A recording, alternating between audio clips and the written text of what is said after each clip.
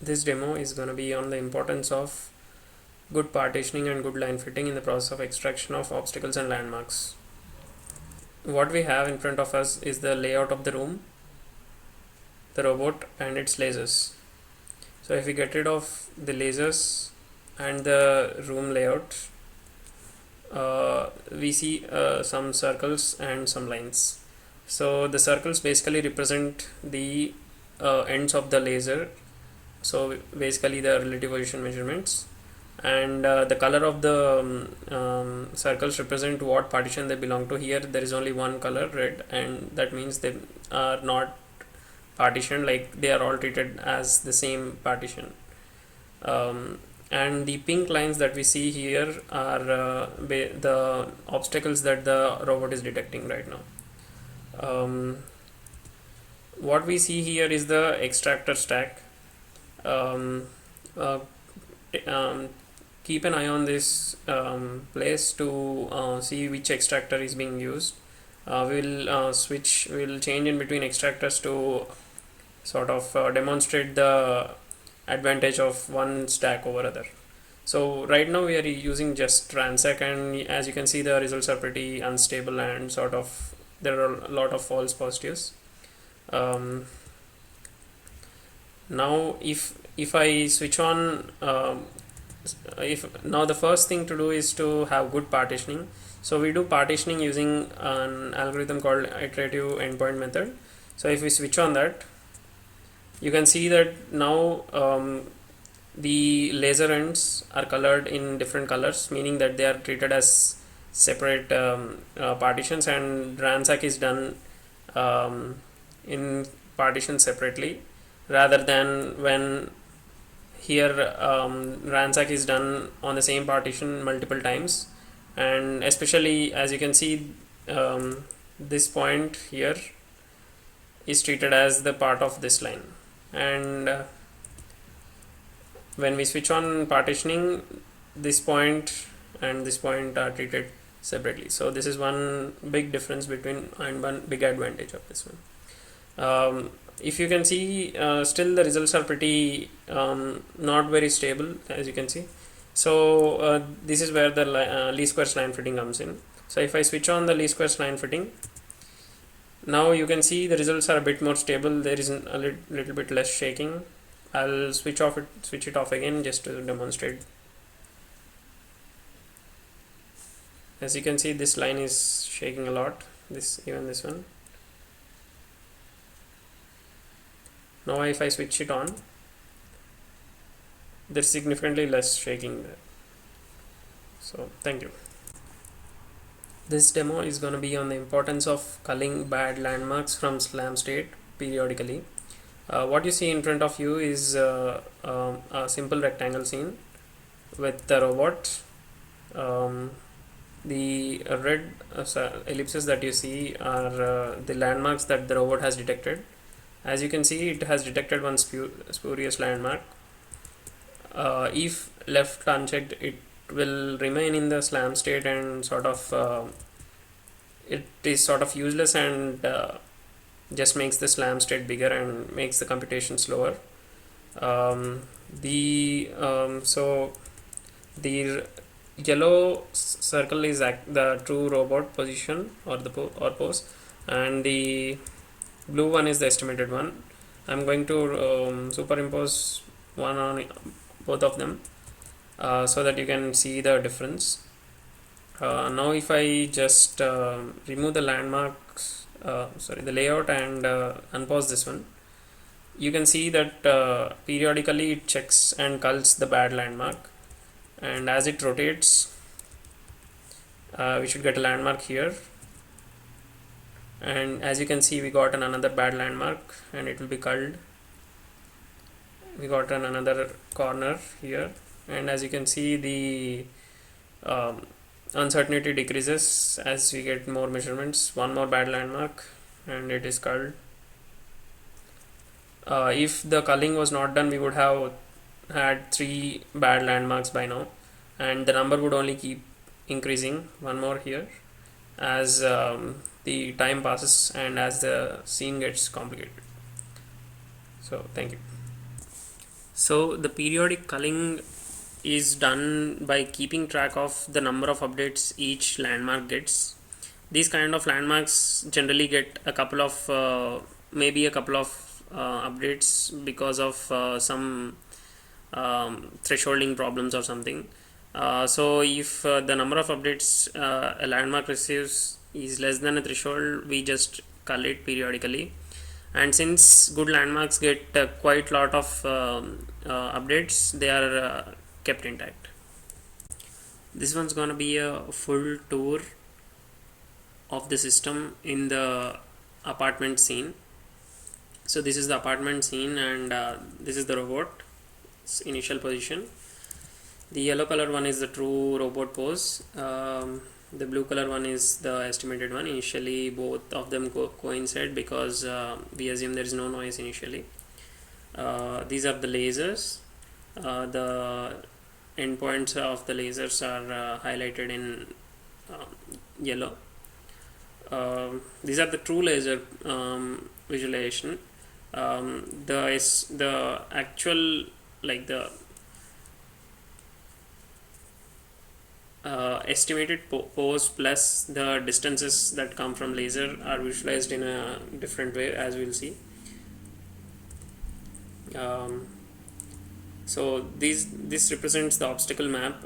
So by the way, the simulator is paused right now, but it has run for a couple of iterations, so it has detected this much of obstacles through these lasers, as you can see. And it has updated its scene map. So the blue area represents the region that it has seen.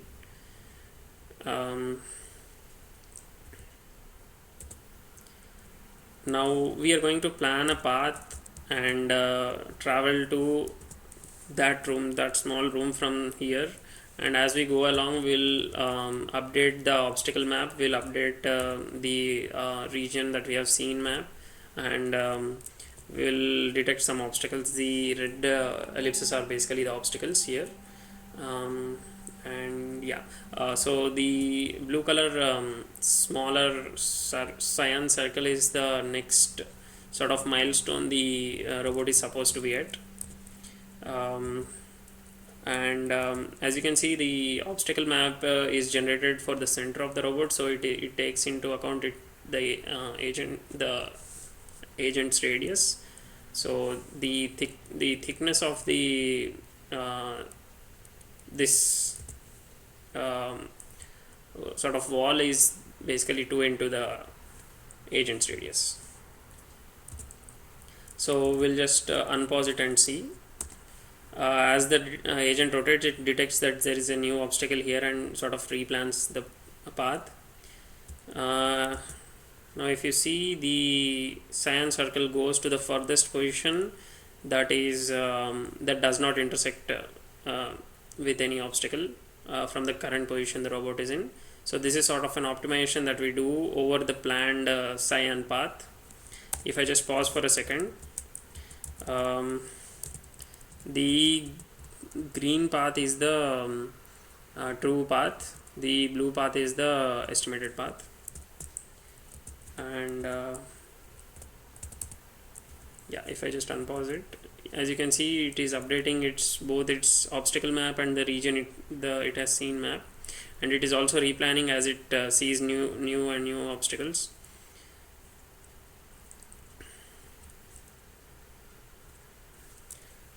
It will also detect new landmarks as it sees them.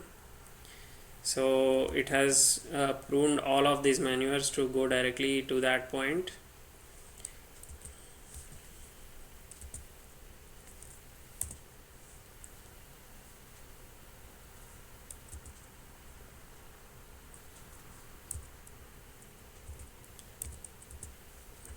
So the blinking blue lights are basically the actual measurements that the robot is getting. Like they are the lines that start from the estimated tail to the estimated laser ends.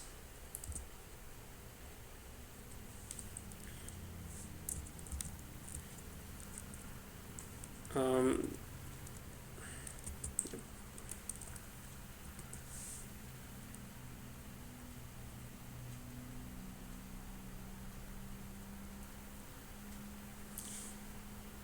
so it is replanning a lot because it is sort of sensing new obstacles in this region, and it is sort of obstructed by this, so it replans a lot in this while it is in this region.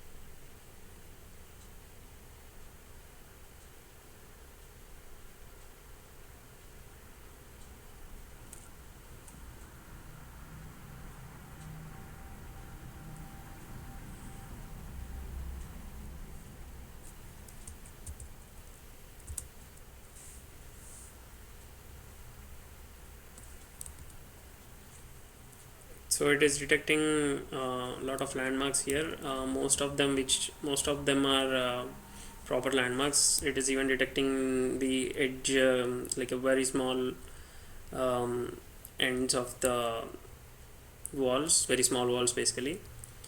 Um,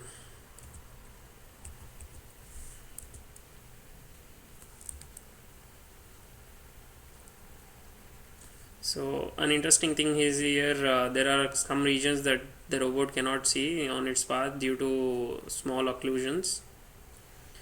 Um,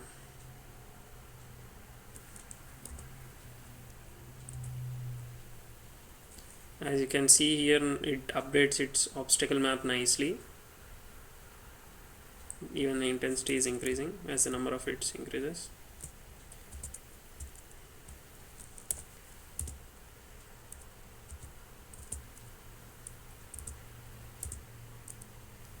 So the pink lines are the momentary obstacles that the robot detects.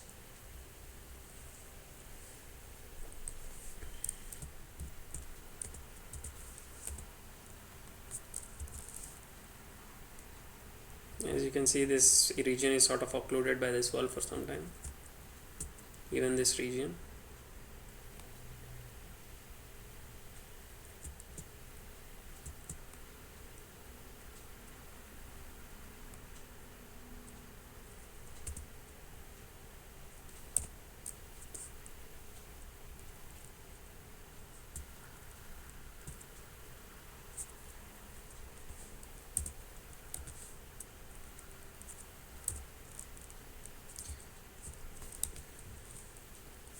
So there are some spurious landmarks here because of the highly parallel um, wall. But as you can see, some of the landmarks are culled by the periodic bad landmark culling. We basically keep track of number of updates each landmark gets, and if it is below a threshold, which generally happens for bad landmarks, we just cull them. So yeah, so finally the robot has started from here, and it has planned a path and replanned a path and optimized a path, and reached its destination here, for one without colliding any wall. Then and by updating its environment map and updating its region it has seen map, and also um, keeping track of all the landmarks. As you can see, most of the landmarks are also quite good landmarks. This is the corner. These are the corners. This is this corner. Even the ones here. There are some bad landmarks, but most of them are quite good. I'm just gonna hover over here just to show the landmarks that it has detected.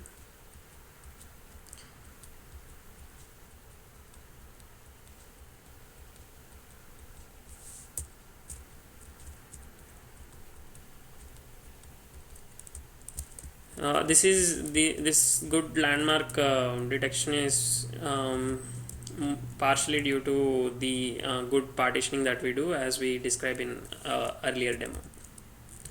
Yeah, thank you. This is a demo of the entire system in the simple rectangle scene. Everything is same as in the apartment scene. All the visualizations are the same. All the assumptions are the same. The goal point is somewhere here. So I'm going to just start the demo.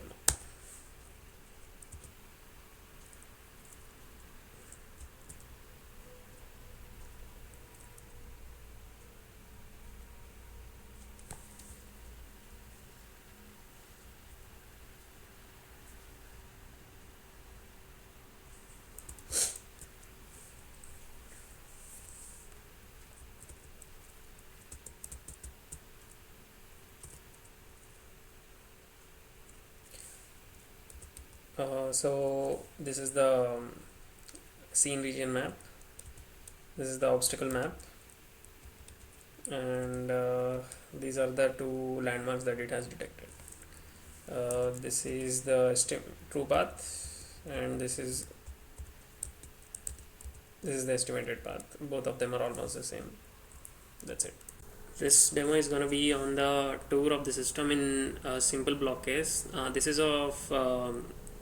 This is interesting because in this environment there are very few landmarks to for the robot to use and correct its estimate of its pose. So as you can see, it has already detected one landmark. The simulator is paused right now, so we'll just so everything is the same as the previous demo in the apartment scene. We'll see how this uh, does in case of very few landmarks. So let's just start. So it's detecting new obstacles and it's replanning.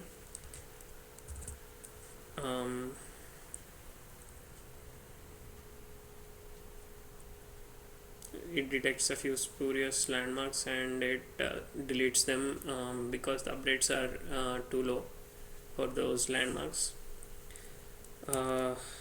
As you can see, the offset is a little bit off, even a little bit after the start, and thus the obstacle map is a little bit off because of the very less number of landmarks. In fact, it has only detected one landmark, as you can see here, and that is this.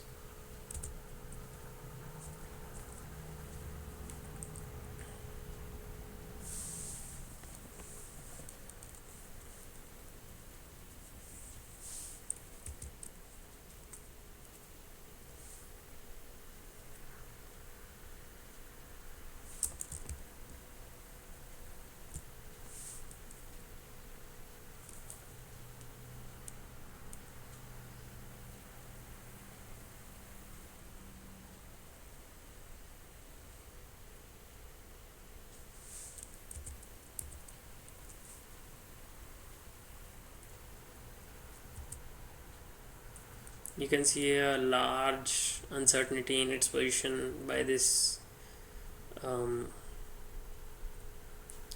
big ellipse.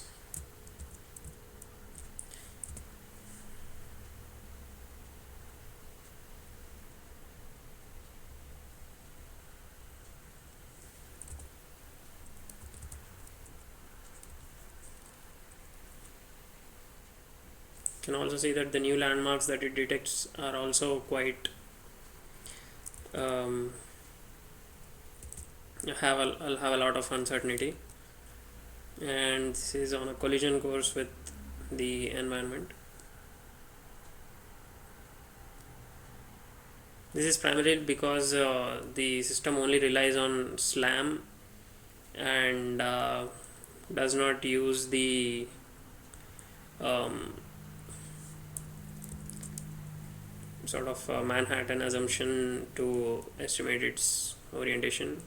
The estimated robot is already colliding with the wall, and thankfully the true robot is not colliding yet. So this sort of um, gives proof that the robot in the apartment scene actually uses SLAM to um, update its estimate of its pose.